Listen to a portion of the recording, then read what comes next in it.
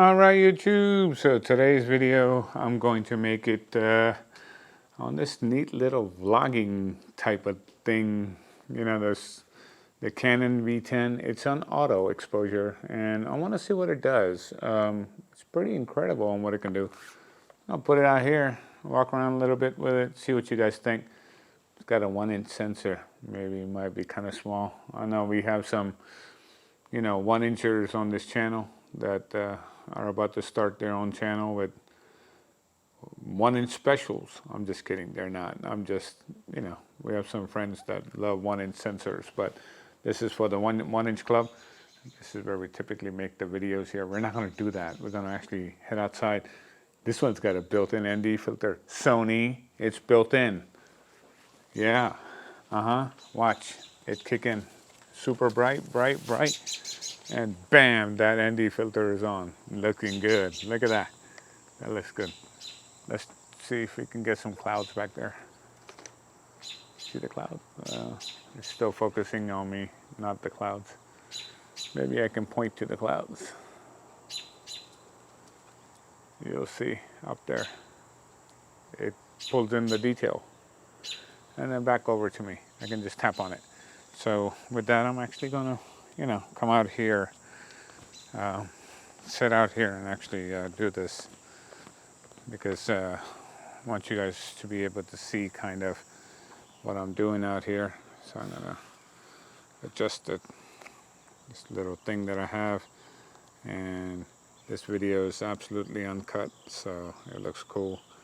And we're gonna open up the tripod if I can get in there. Loosen this guy up and do this, and bam, we got that. And so we'll do that and then raise it up a little bit.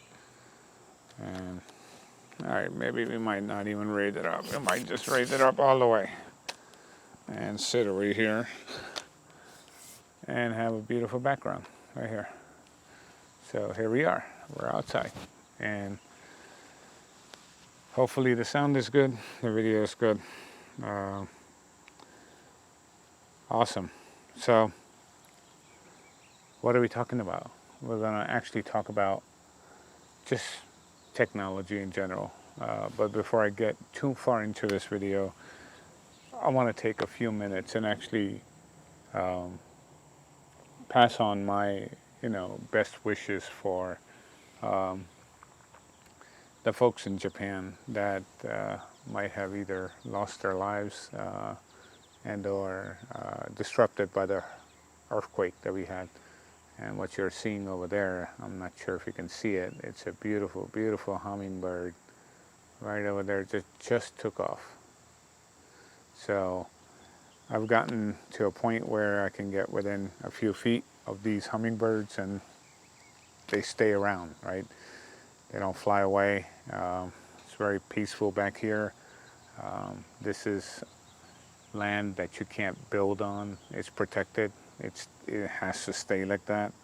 So it's kind of cool to be able to do that. And where I am sitting right now is, I'll pull this up so you can get an idea. It's like a whole fire pit away from the home. So it's kind of cool. And at night, this whole thing lights up. So I could actually sit out here and make a video with all these beautiful LED lights that come on at night. It looks very pretty. If you're interested in that, let me know. I might actually get swayed into making a video like that. Nonetheless, hopefully with Sony having to halt their sensor production in Japan,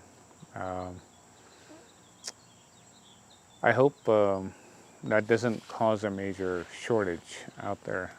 This particular factory in Japan produces about 4 million sensors a year, a day.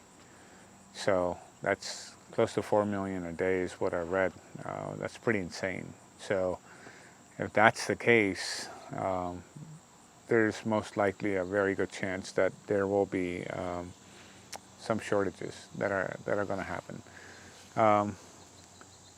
Having said that, what does that really mean for everyone? I don't know what it means right now. but it could potentially mean either higher prices or you're not being able to get your cameras anytime soon. And it's not just cameras, it's, you know, cell phones, it's security cameras, all these different things that they make sensors for. So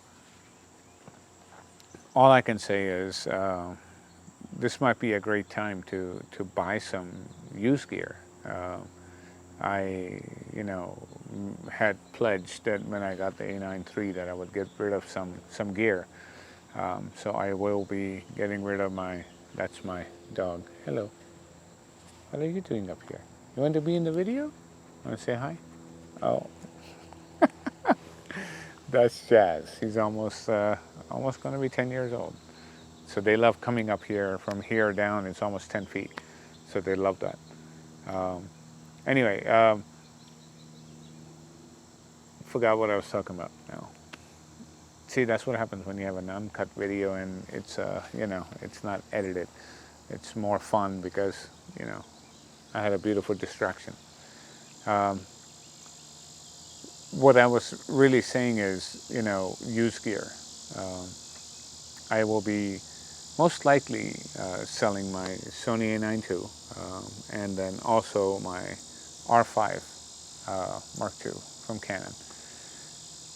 And many of you are probably about to, you know, jump off of a cliff like this. What do you mean you're going to sell your R5 Mark II?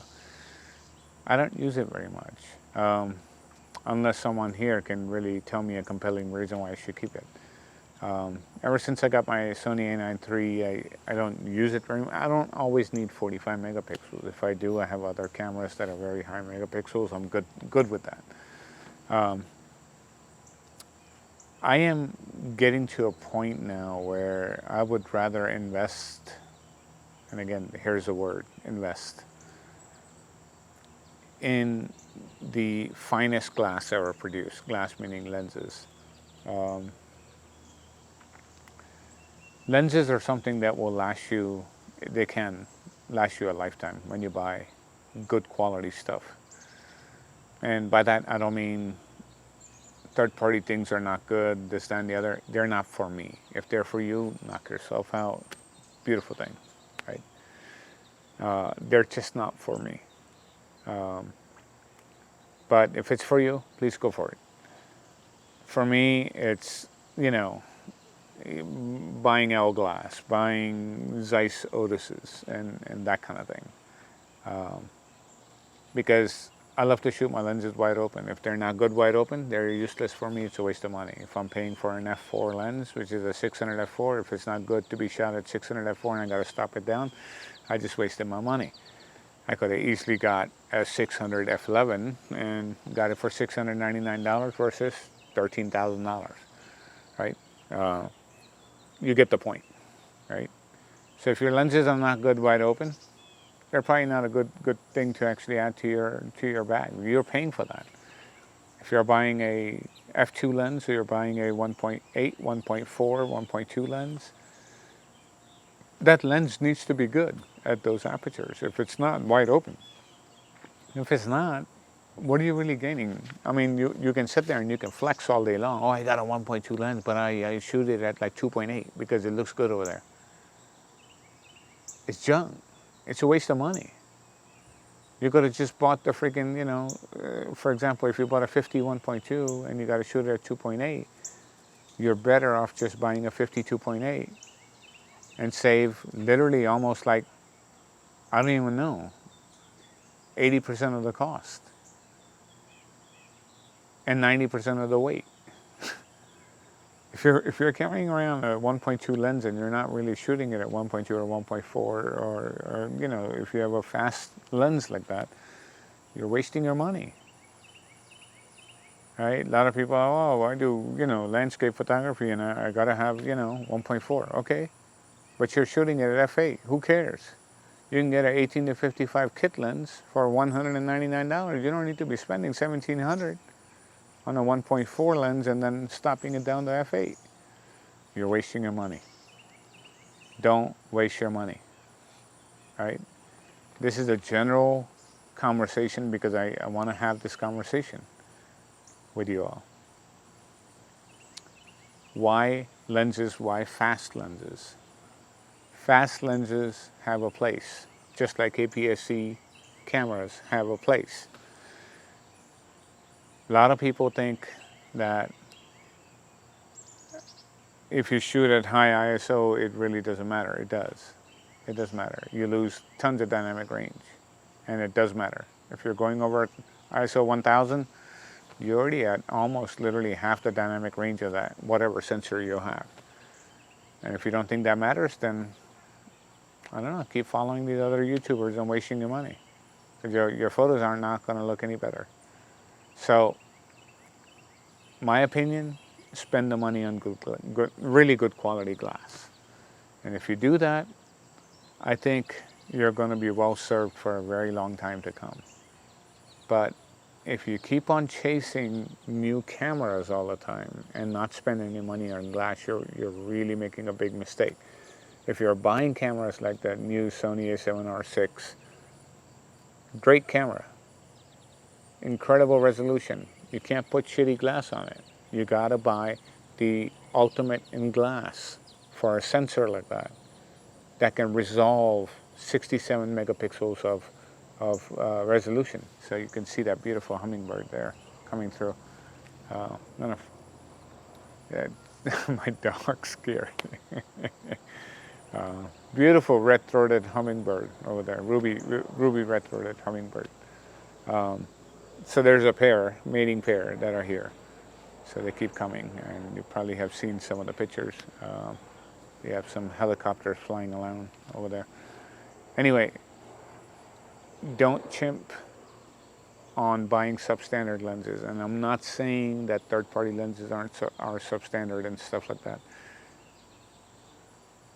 If you have a professional body from not just Canon, Sony. What do I mean by that? A1, A1 Mark II, A9, A9 II, A9 III, like that, which are faster than 15 frames per second. You're wasting your money buying third-party lenses because you will never be able to shoot it at its fastest speed because all those lenses are crippled at 15 frames per second. Now, Canon doesn't do that with their adapter, right? So pick wisely. And a lot of people, oh, Sony's got all the lenses in this ecosystem and all this bullshit. That's great. I mean, I shoot Sony too. That's great.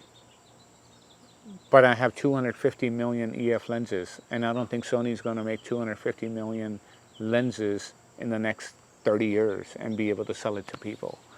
That's a lot of glass that you're competing with, and a lot of good glass that is actually available to each and every one of you. So I highly recommend, same thing on the Nikon side, I highly recommend spend your money wisely and buy the best glass. If you're in the Canon system, start buying up EF lenses while they're cheap because people are dumping it pennies on the dollar.